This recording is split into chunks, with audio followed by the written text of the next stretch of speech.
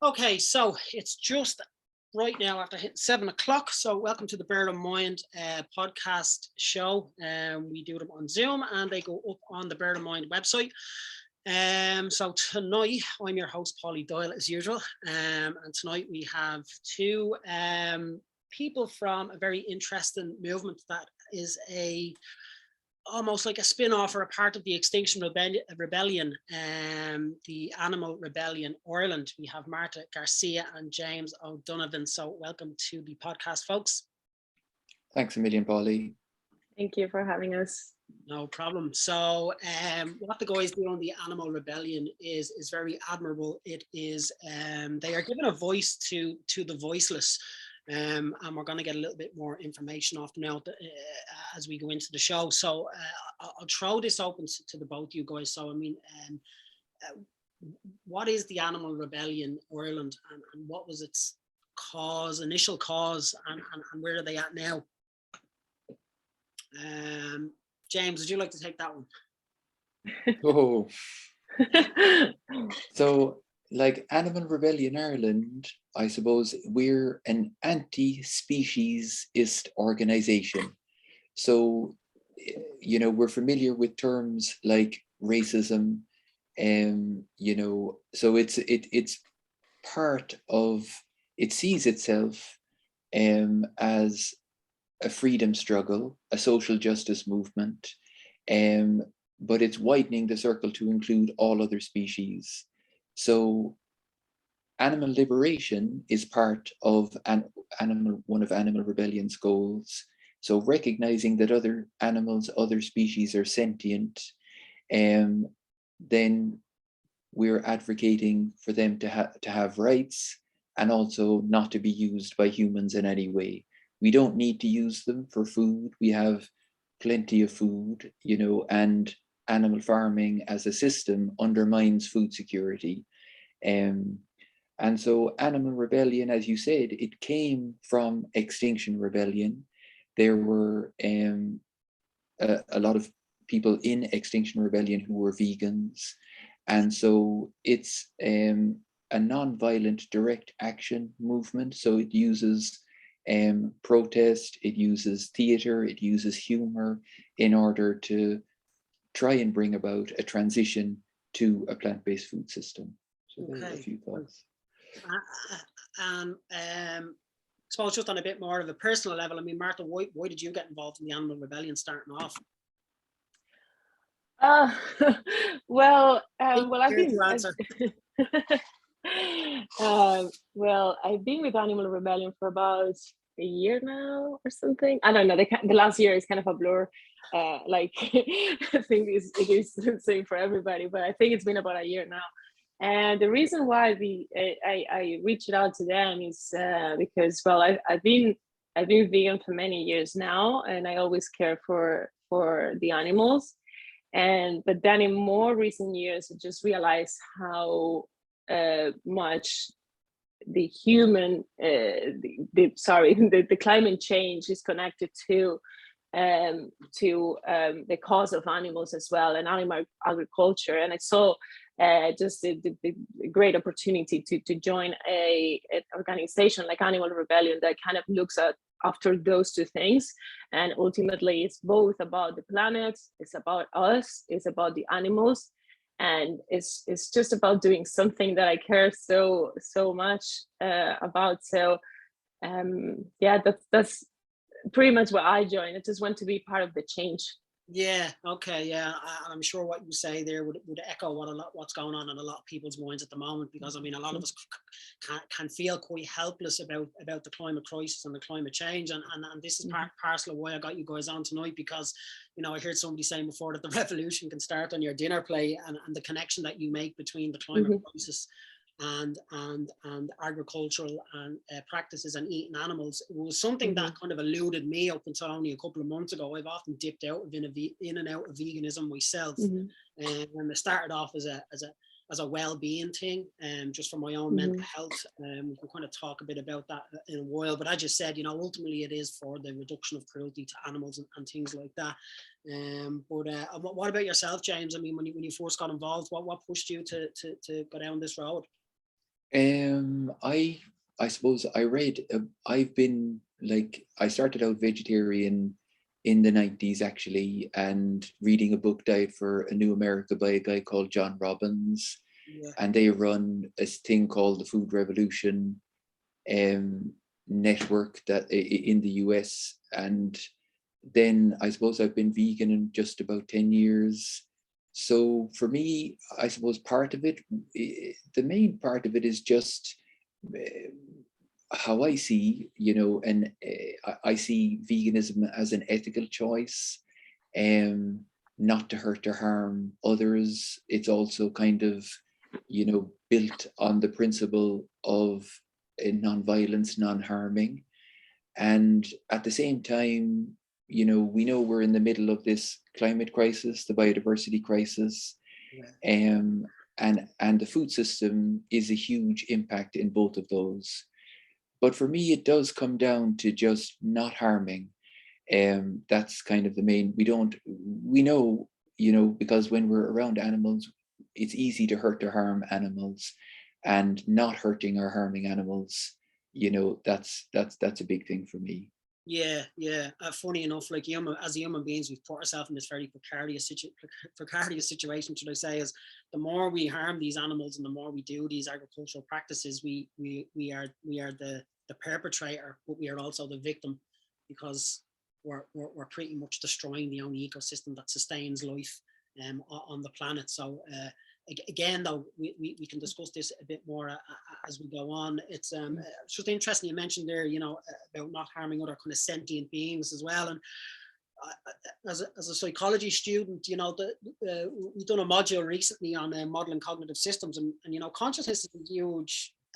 Still a huge topic in the realm of science and psychology. It's they used to think you'd be committing career suicide if you wanted to go and study consciousness and psychology, but I think one of the problems for human beings is that, when we look at how we model the world around us, we only get a certain sliver of reality, even by the light that comes into our eyes, and the brain is what's regarded as like a prediction engine now, and we're constantly predicting the next moment that's coming to us, rather than just being reactive to the world. Just a reactive brain, metabolically speaking, wouldn't be able to exist. So we have a prediction engine as a brain, and that's how we build up a world around us. But what's happened with human beings in some strange way or another is that we seem to have placed ourselves over every other mammal on the planet based on this little sliver of reality that we have, and we seem to have put everything else down the pecking order. When human beings have undergone a series of demotions since the beginning of time. We used to think we were the center of the universe. We used to think we were one and only creation of, we used to think we were God's masterpiece. And now we know we're just a relative of an ape orbiting a very normal star in one of many, many solar systems and galaxies within the known universe. So we've undergone these series of demotions, but human exceptionalism has kind of plagued other animals on the planet to the point where they are commodities now for many, many other things. So I think it's really important that's kind of a message that we need to start driving home to other people, that it's they're not here just to kind of serve us, and the sliver of reality that we have is no better or worse than any other sliver of reality. Like, you've got reindeers that can see ultraviolet light, so they can eat their lichen off the rocks that it grows on.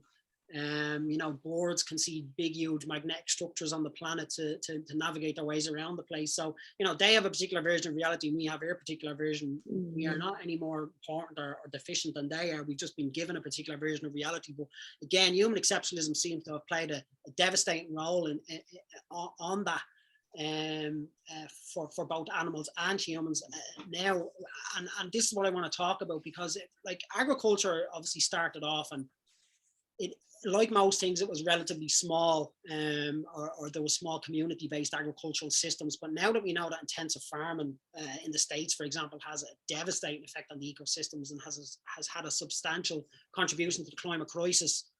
But I mean, James, can you tell us a little bit more about what's going on at home? Because if I speak to people about the climate crisis and I talk about stuff and I read books, most of the stuff I know is about countries outside of Ireland. I know very little about what's going on in Ireland. So would you be able to tell viewers a bit more about what's going on at home? Like in Ireland, As everybody knows, like about 800 years ago, most people know, Ireland was colonized. And so, you know, that dominator mindset is a key problem for humans, you know. So often so humans have different motivations. So sometimes, you know, when people want to conquer new territory, they want the resources or they're trying to get the wealth.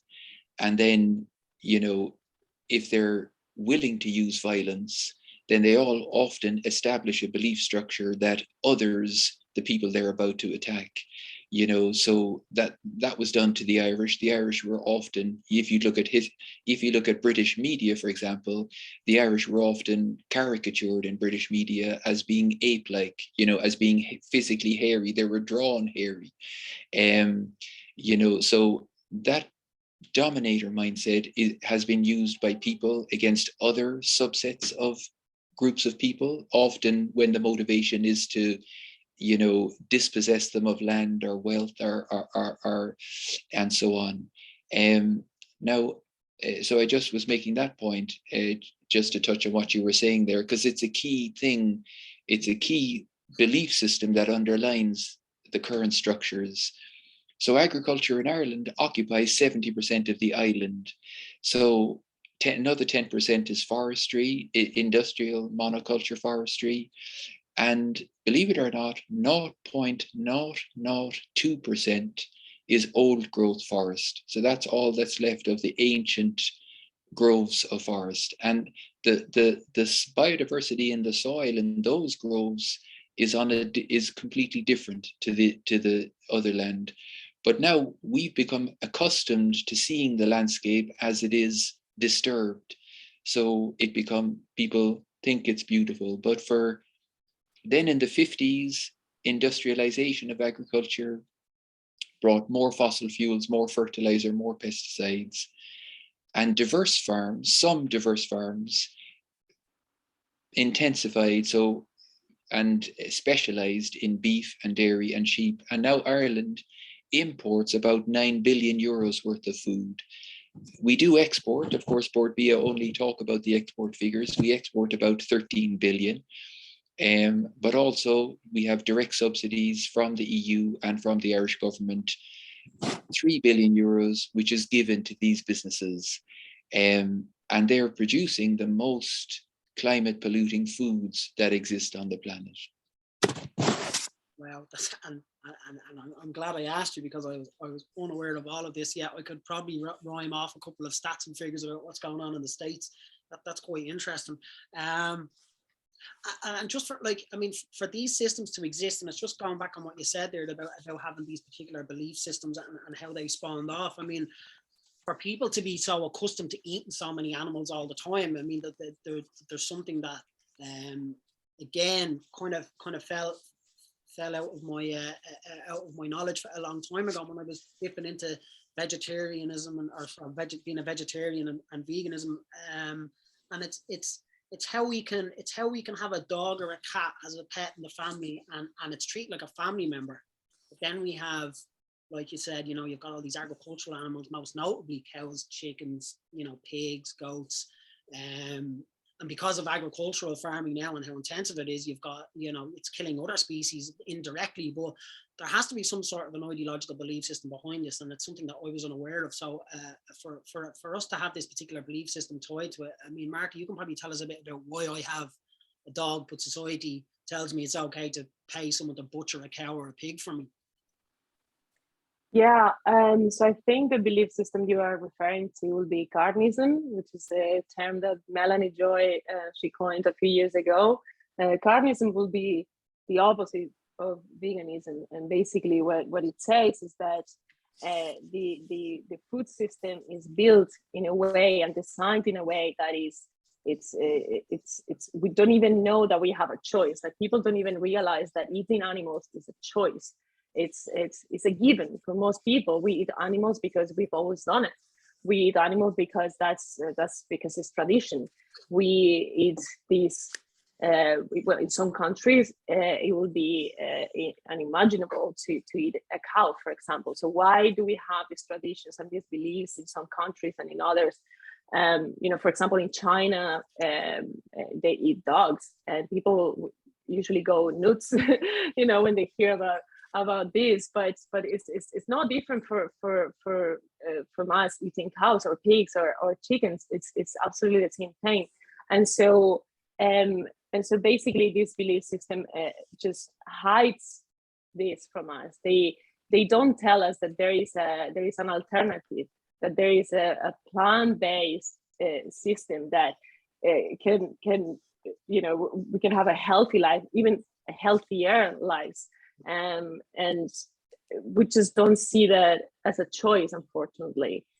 This is hidden from us, and also it's perpetuated by the media. For example, we've been told since forever, since I can remember, that, for example, especially with men, you have to eat meat if you want to be a man, if you want to be strong, and then we see all these ads in TV as well, and we see these smiley cows and happy pigs, and we think, oh well, it must be okay. They seem happy, right? I mean, they're telling me that these animals are well cared of and they are killed humanely, which I don't think there is a humane way of killing somebody that doesn't want to die.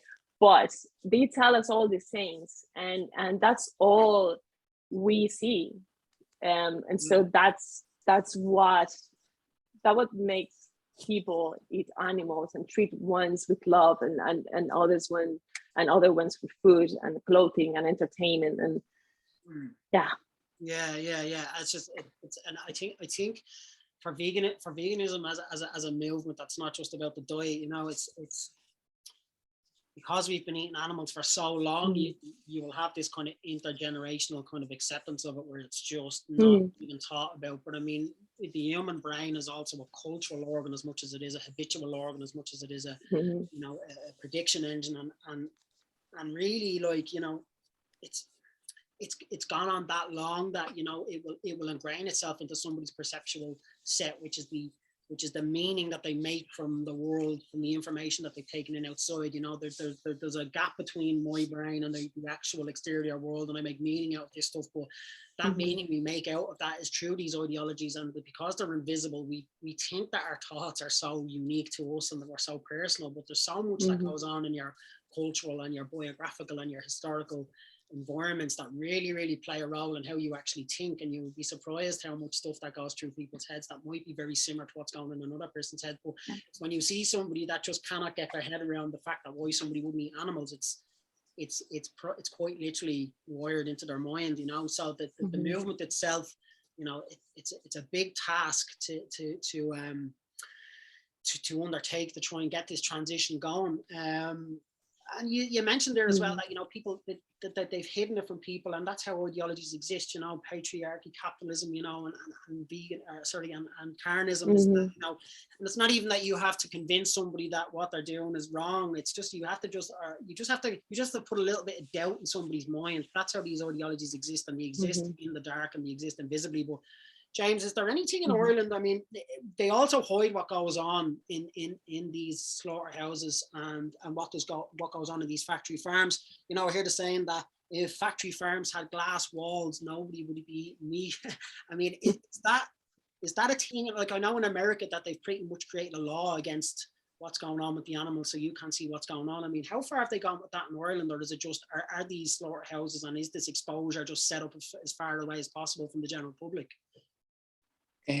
Like in Ireland, for example, there's 120 million animals slaughtered every year.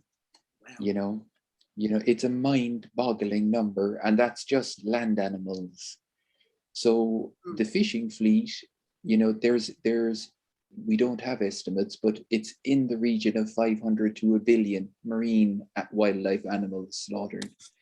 There's multiple issues in it, because within those systems you also have worker exploitation. Like, there's been a number of articles in the UK Guardian, for example, highlighting human trafficking in Irish fishing fleets. Believe it or not, there's actually a system put in place that allows people, let's say, for example, to fly in from Ghana to land in Ireland without a visa. But if they're in international waters within 3 days, they can do that. So then they get to work on these fishing boats in, very arduous circumstances. Yeah. But then just to get back to your question, there's a campaign called Go Vegan World, and it's run by Sandra Higgins. And for example, she just puts up statements like, we all have the right not to be used or killed regardless of species. Yeah. So what she's doing is she's trying to, I suppose, she's presenting statements of truth. And of course, as you can imagine, there was a big backlash against Go Vegan World, and she was challenged in the UK in the courts many times. And the British advertising board found that she told the truth in all of her statements. So she had the right to display them. Now in Ireland, Irish Rail and Bus Éireann are refusing to carry those because under the guise that it would be too controversial. But fortunately, right now there's a campaign in Cork here, so those billboards are, proudly pointing out these truths.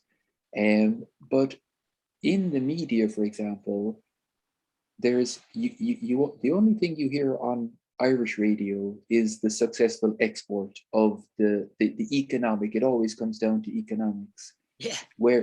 But if you really tunneled into the economics, animal agriculture makes no sense. It's the most inefficient way to produce food that you'd have to spend years dreaming such an inefficient system. So it is hidden, and this process of normalizing violence, normalizing, exploitation of animals, that's part of the process that allows us to walk past packages, body parts on supermarket shelves that have blood in them, and we think it's normal. Yeah, it's really interesting as well. And I suppose for me as well, when I started to kind of look a bit more into the veganism thing, and I started to adopt that diet,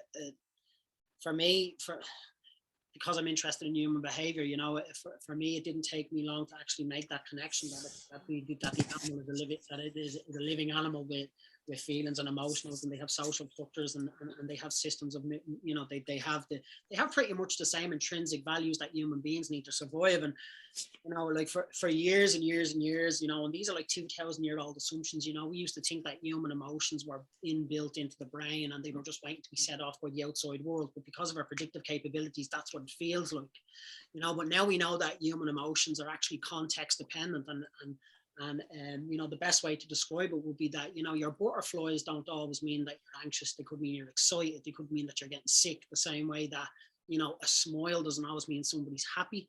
Somebody could be smiling in revenge. They could be smiling in sarcasm, or they could be smiling because they just fell in love with somebody. But the point being is that context dependency exists to the degree that we actually produce the emotions based on what's going on in the outside environment. That has a biological element to it, but it also has a psychological element to it. But because the way we viewed human emotions and human behavior previously, I can understand why people would look at other mammals and animals and think, well, they're not as intelligent as us, so they don't seem to have any of these emotional capabilities that we have. But anything with a nervous system and a perception of the world outside will pretty much have these other kind of similarities to human beings as well, because we are just mammals the same as other animals. So and our emotions are signals for the outside world. An emotion isn't, negative emotions. What they say is, if you were to get rid of it, if we didn't need negative emotions, evolution would have got rid of them years and years and years ago. So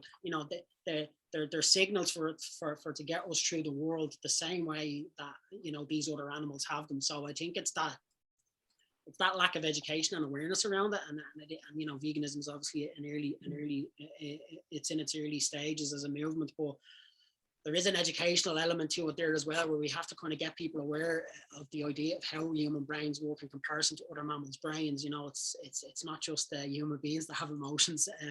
So looking at, and I can understand why somebody would just look at a piece of meat in a tray and just assume, whatever, it was just an animal, but that couldn't be anything further from the truth.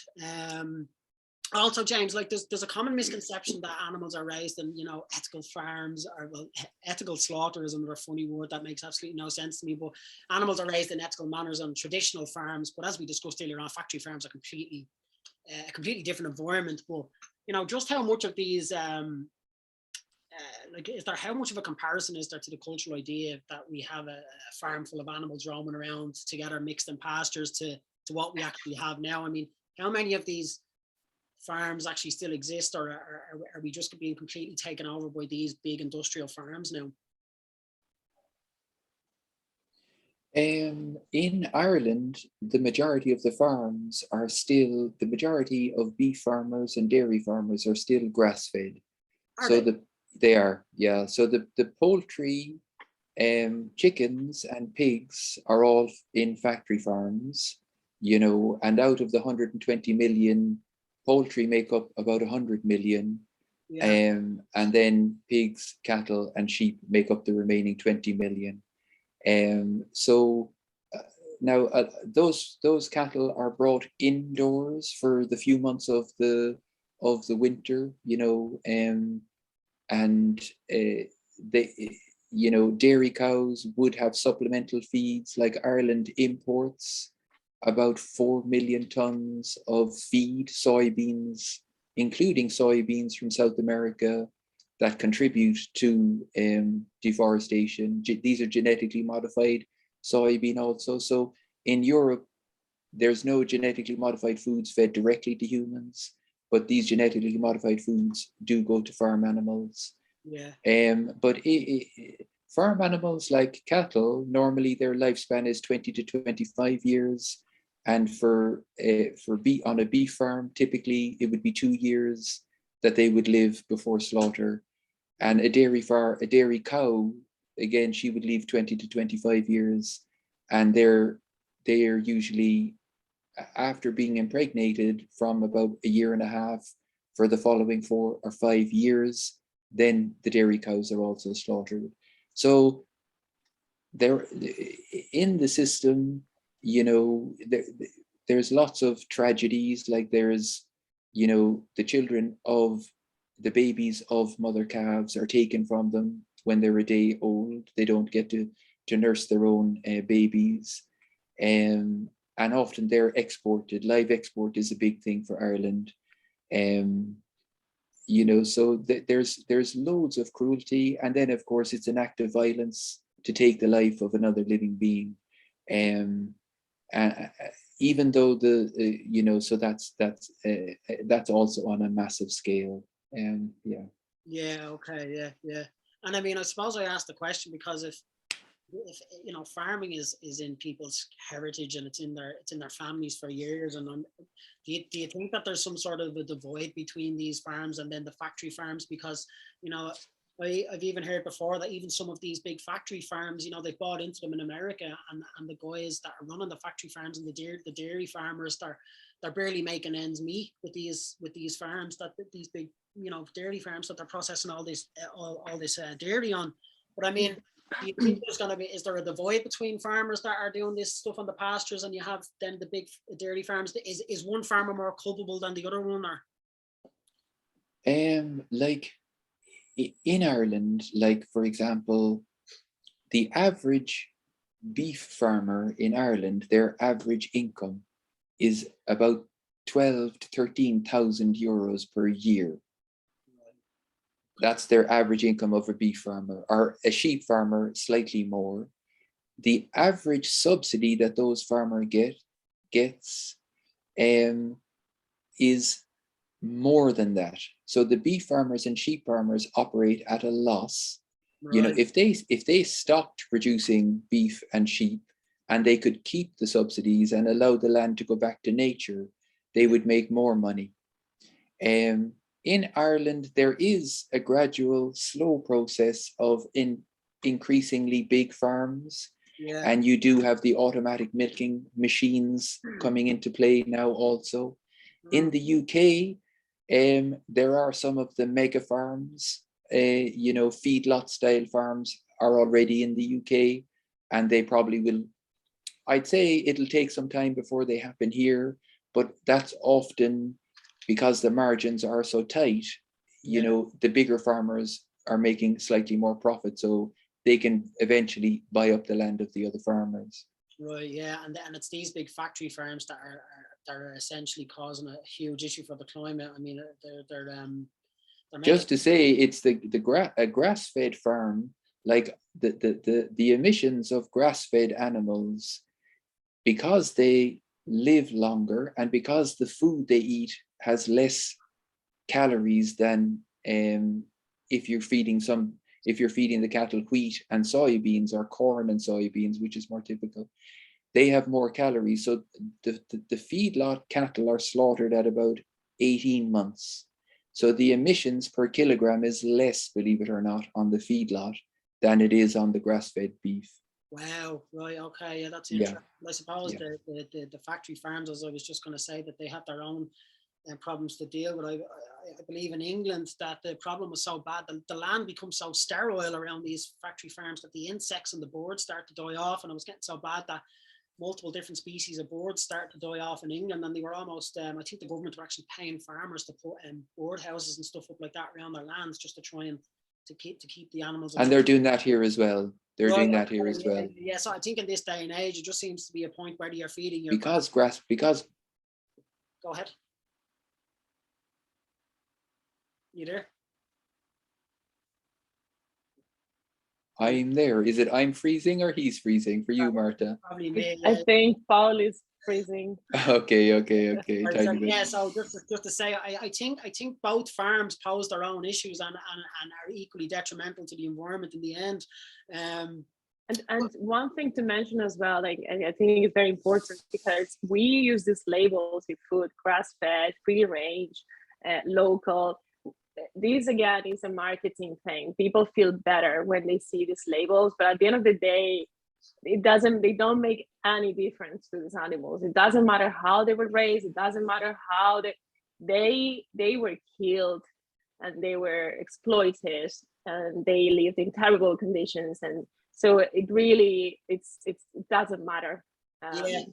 Yeah, and you know, Marta, that just brings me to my next question, and it's very important that you mention that as well. It is more market and consumerism to remove the it's not the guilt, but you know, it's well, look, I mean, I was going to ask you, if people were more aware or exposed to these conditions that we've spoken about, you know, and just how badly these animals are being treated, like, do you think we might have a bit more compassion and possibly consider a plant-based diet? I mean, like, we know that climate change is upon us, but again, you know, not being able to see the full picture and not understanding the gravity of it, and this is a narrative and a story that's never happened with human beings before. You know, it's about conveying that information to people that we're still trying to really struggle with. So I mean, I think, do you think, I mean, the average person wouldn't go and slaughter a cow. So, I mean, do you think that if we were a bit more exposed to this stuff, people would be a bit more, you know, inclined to move down the plant-based diet route? Yeah, yes and no. Okay. In a way, we tend to think, oh, if people knew, and sometimes we show people these images, terrible images of cows or pigs being slaughtered, and sometimes this kind of imagery is traumatizing and actually has the contrary effect, you know. So we have to be very, very careful about how we inform people and how we expose people to those truths.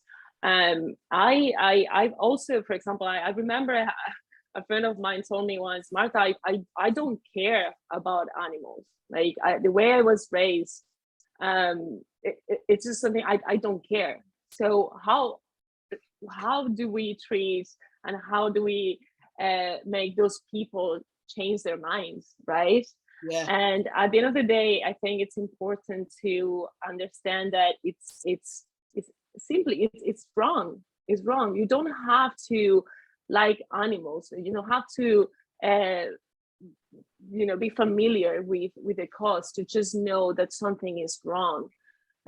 It's just killing another someone, because these are animals. They are not things. So just taking the life of other is wrong. Yeah. As simple as that. Now, how do we how do we tell that to people? How do we make people make that connection? I think we can do whatever we can at a personal level and at an individual level, but I think it is very important that the companies and the governments start saying what's behind our food and what are those processes, and because otherwise people may never make that connection. It doesn't matter how many images and how much I tell them how much these animals are suffering. At the end of the day, they need to see this information coming from other sources. Yeah. I think also, like with Animal Rebellion, we also don't focus on individuals.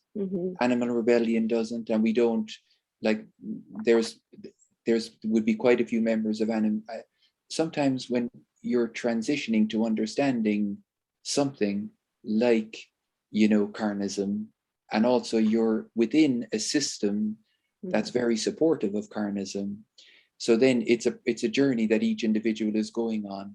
Yeah. So there's no shaming or blaming others for what actions they're taking. But at the same time, like Marta just said, the system of subsidies, European subsidies, working on campaigns like divestment, that's something that lots of organizations are trying to work on, particularly when there's such a clear link between climate and biodiversity, climate emergency and the biodiversity crisis, and animal agriculture. There's also changing the environment also to make it easier for people to get plant-based options. That's other people are working in that area. Yeah. And then just finding, having different conversations, different ways to talk to people, to listen to people, and, have conversations like this, where you put things out there and explore and see, oh, you see things like that, I see things like this, let's have a conversation. Yeah, no, that's a really good point. Yeah, and it's just, and when you talk about the kind of the commonly held perceptions that they have of how these practices can become so ingrained into our societies and our cultures, it's very important that, I suppose for vegans and people that are in that movement is not to view people with any sort of disdain, because, trying to tell somebody, it's like a fish being born into water, most of these ideologies exist, and they exist they're so strong, and they exist for so long that we don't know where their boundaries begin, and we don't know where their boundaries end. And again, it's very hard for people to even pick up on that if you've been living in a particular way for your whole life. People aren't just going to change like that over time. Yeah, it's quite interesting. One other thing as well, just to say, is that other movements, like, let's say the women's liberation movement, there's lots of lessons that you can learn from how, for example, women have analyzed violence against women, how they shine a light on that.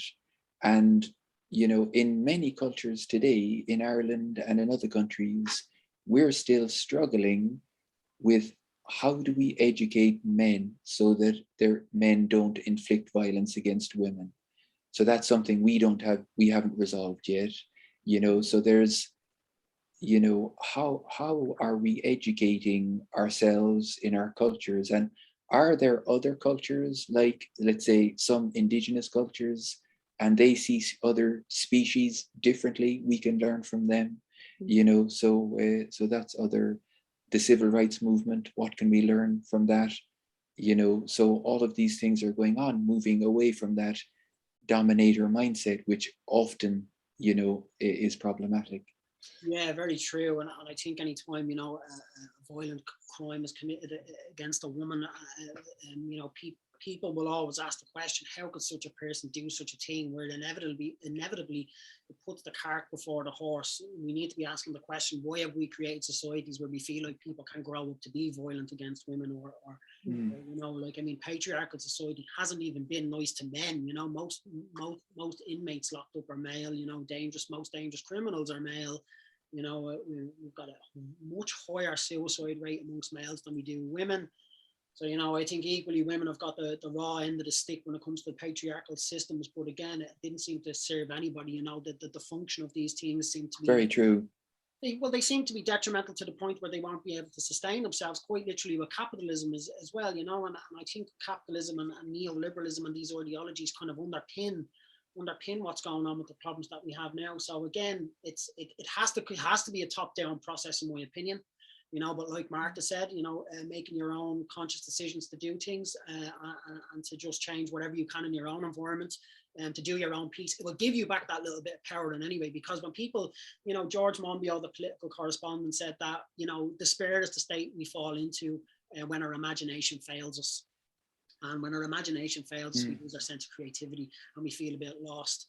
But from personal experience, being able to reconnect to my body, being able to make conscious decisions to eat more ethical food, to eat healthier food, it gives you back that little bit of power. And I think a mobilized animal rebellion or an extinction rebellion, a healthy and level-headed mobilized group of people would be much more beneficial in their cause. And the other thing as well is when we're talking to people as well, like human beings have a very strong proclivity to throw out faulty readings with our brains. Like the brain is the most complex organism in the entire universe, as the cliche goes, but we make the mistake of calling the most complex organism in the universe and thinking that it's actually perfect, but our brains are far from perfect. And one really, really sad way, a real tragic part of the human condition is that we will often incorrectly project meaning onto people, places, and things, and that doesn't always serve us in our best goals going forward. So, it's easy that these ideologies that underpin these things can really, we've already judged the person and made a decision about them before we've even actually got to speak to the person, or before we've got to approach them about whatever it is, whether it's a movement or whether it's a work colleague or a personal relationship or a friendship. We do that an awful lot. So again, emotional awareness in society, something that we haven't been trained in, is probably part of the reason why we're here. If you look at most of the problems that exist within the structures of society now, it's never really one thing. Like, variation seems to be the norm, which is why, as somebody that's training in psychology, I have one way of being able to try and help this problem, whereas you guys have your way of trying to help things. So I think the thing with the climate crisis at the moment is that we really need to start getting around to realizing that it's all hands on deck. It's not, we don't leave it up to just the government the same way we don't just leave it up to the animal rebellion, the same way we don't just leave it up to a particular group of people. I think everybody can do their part, even if it wasn't you that caused the problem.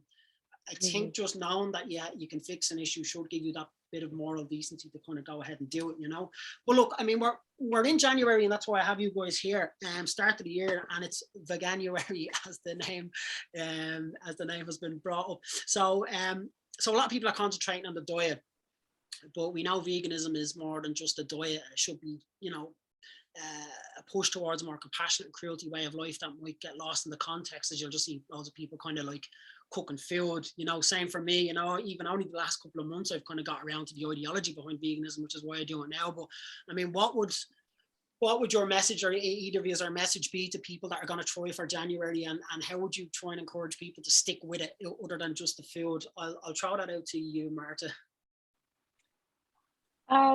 Yeah, I think this is a big misconception about veganism, and is that it's all about the food, and obviously, eating plant-based is part of a vegan lifestyle, because, well, we don't consume animal products, but that's just a small part. Like, I think it's important to convey the message that veganism is more. It's I think James just said it earlier. It's a social and political movement. And so what we seek is the abolition of the exploitation of animals in all fields. It's not just food. We're talking about clothing, we're talking about entertainment, and we're talking about lab testing. There's so many aspects of it, and let's not forget as well that veganism is also, because it's by default anti-speciesist, and it should also be, and I say it should be because it's not always, unfortunate, but it should also be by default intersectional. So we do care about other other organizations and other problems. Like we care about racism, and we care about LGBT rights, and we care about human rights, like James was saying earlier. This is not just about the animals, but also what we are doing in the process to other human beings. So veganism, it really is, and I know it sounds cheesy, but it really is about extending that love to all species and to all groups. And it's not about the food. The food is just a very small part of it. Yeah, no, that's a really good point. Yeah, so what about you, James? Like I would say, when you're exploring a topic, I think like lots of people come at it from all kinds of different angles. There's lots of young people now, I think, coming at it from an animals for the animals perspective, also coming at it from the climate perspective. Some people come at it because of health, and some people just general environmental stuff. But there's loads of fantastic new foods you can explore, new cultural food systems you can explore, because most indigenous food systems are predominantly plant-based, and it's this kind of industrialization of the food system, and that through in capitalist system, which has brought much more violence into the food system. So have fun, it's a fantastic, energizing way of living. There's brilliant, science-based nutrition information, whether it's nutritionfacts.org with Dr. Greger, or Plant-Based Doctors Ireland, Plant-Based Doctors UK with Shireen Kassam. She's got a brilliant book out now. She just has an article saying if people in the UK went plant-based, the NHS would save 30 billion a year. That was just in some economic publication in the UK. So there's loads of ways to approach it. Yeah. And it's a really worthwhile exploration. Yeah, that's quite interesting. Yeah. I suppose it's always important to remember that change is always kind of brought about by attraction rather than promotion, which is why I'm probably blue in the face now talking to my friends about the health benefits of a vegan diet. But again, just to reconfirm that it should always be done for the reduction of cruelty to animals. But some of the studies and the research and the peer-reviewed papers that I've read about veganism and or a vegan should I sort of say a plant-based diet, some of the studies and even just from my own personal experience, I feel a lot lighter on my feet. I feel healthier. I'm exercising way more energy. Because as we said, people aren't really exposed to the stuff that we've been talking about. And if it's attraction rather than promotion, it's worth at the same time letting people know that, there's a lot of talk about pharmaceutical industries at the moment, and people are quite skeptical about them. And, I've always been a big skeptic of the pharmaceutical industry, and it's not got to do with vaccines, but it's got to do with, there's been a long history of very sketchy evidence around mental health drugs and ineffective treatment against mental health disorders.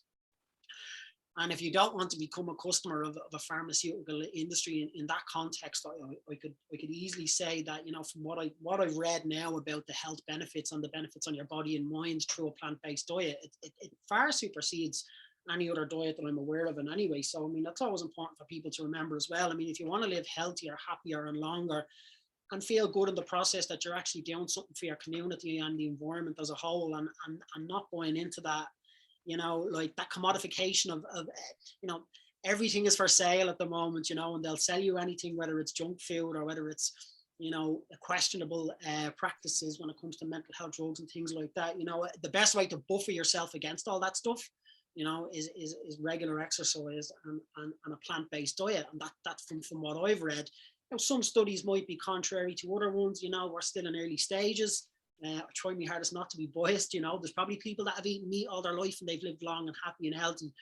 There can be a lot of grey areas and stuff like that when it comes to the nutrition, which is why I think what you guys do is quite important. It's like you cannot be black and white, or you cannot be grey area in the grey area when it comes to animal cruelty. It's like you're either you're either going to support it indirectly and you didn't know about it, but if you know about it now, you can either choose to support it or you don't support it, you know. So there is no one or the, you know, there's no gray area with animal cruelty, which is interesting because, you know, someone said to me before as well, I heard, I think it was that guy Joey Carbstrong, and he asked somebody, were they against animal cruelty? And they said, yeah. And he was like, well, then you're halfway to being a vegan already.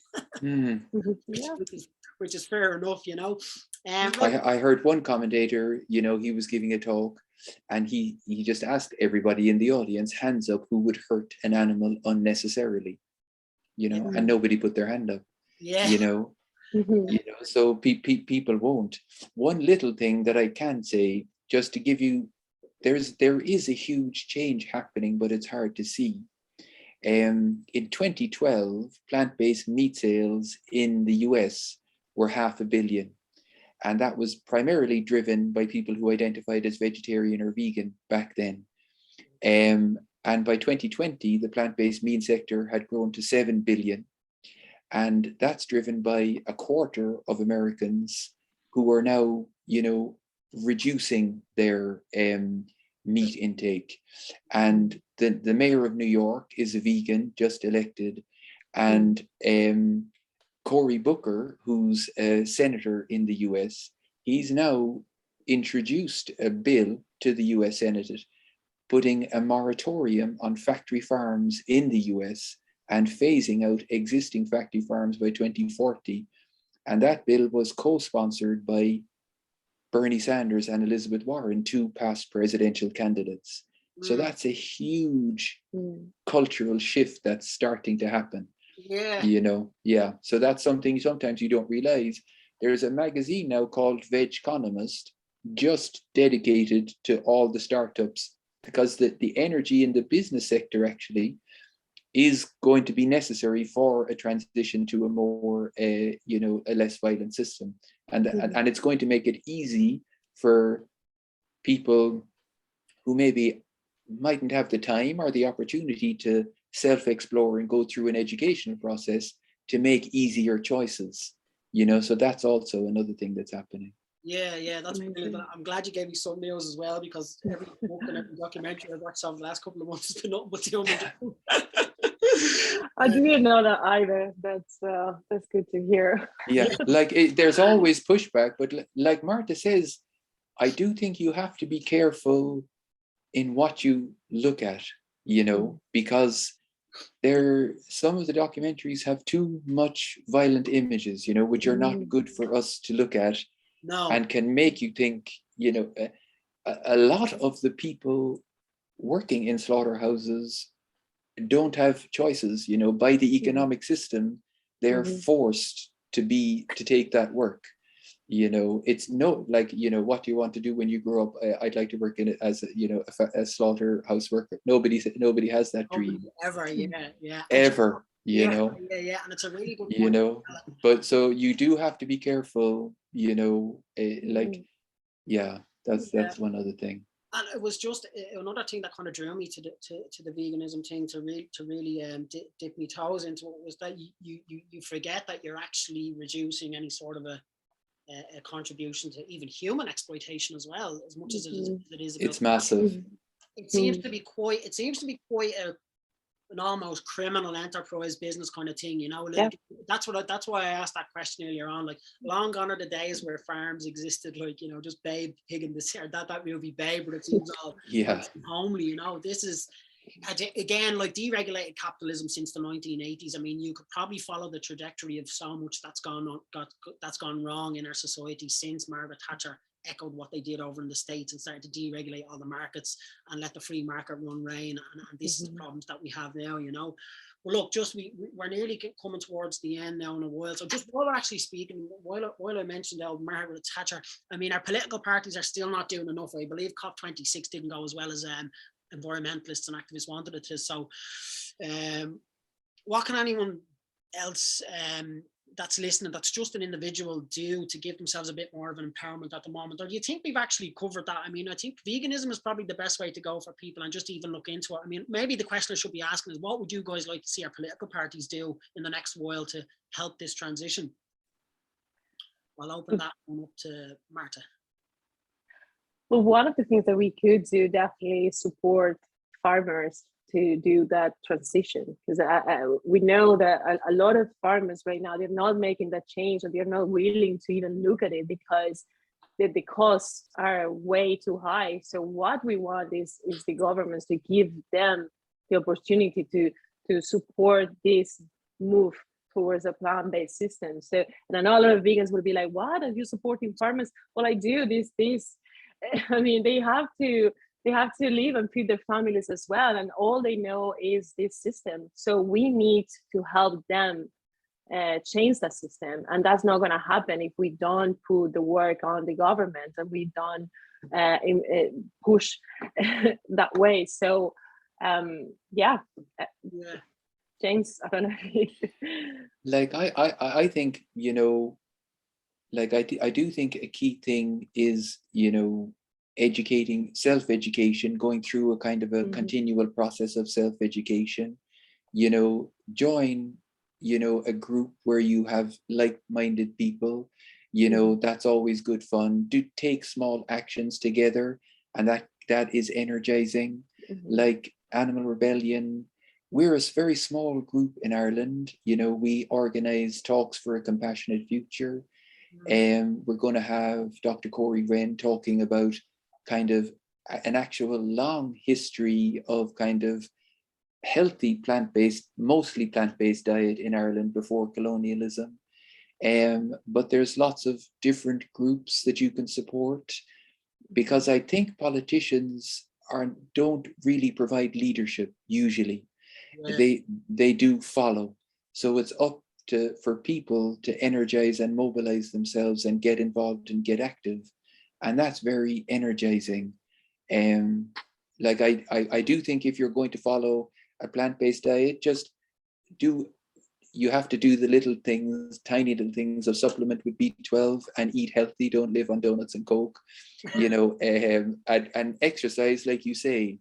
But social connection is also great, and having some kind of practice, I think, whether it's meditation, yoga, dance, art, movement, whatever it is going to be for each individual, find something like that to, you know, just get in touch with that rich nature inside of ourselves. Yeah, and that's a great piece of advice as well, and especially when it comes to to getting involved with movements and stuff like that. We're probably we're the most obese, addicted, and indebted society ever to be around, and we're also one of the most disconnected as well. I think the depression levels in society now are probably at an all-time high. The projections by the time it reaches 2030, they say it's going to be one of the biggest burdens of disease on the planet as well. So I think the opposite of depression is connection, and you can find that within the context of movements like yours ourselves, which is another very commendable thing that you do. Yeah, look, I mean, I think we've covered about as much as we can, and we're just coming up to the time now.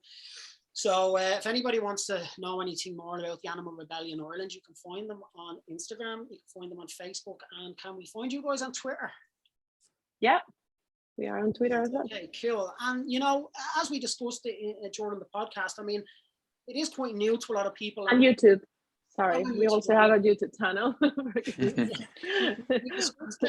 we discussed ideologies, we discussed ingrained habits, we discussed field systems, we discussed what was going on in the natural world and how important it is, but I think anybody that pushes it, like, information in itself is meaningless until we make meaning of it. That's how our minds work. And I think when we find information that comes into our minds and it doesn't sit with the current perception that we have of the world, it causes us discomfort. So I would just encourage anybody to listen to the Extinction Rebellion or the Animal Rebellion or anybody that promotes veganism with an open mind and understand that they're just trying to encourage you to live a better way.